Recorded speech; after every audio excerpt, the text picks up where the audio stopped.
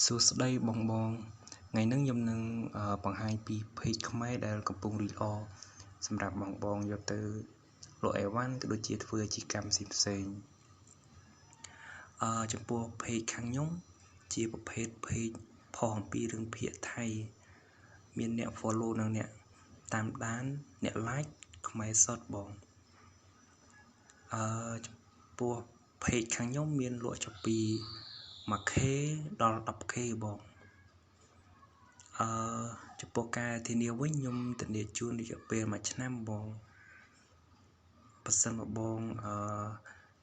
ទិញ page ចាប់ពី 5k ឡើងខាងខ្ញុំមានការ free boot page ជូនមួយអាទិត្យ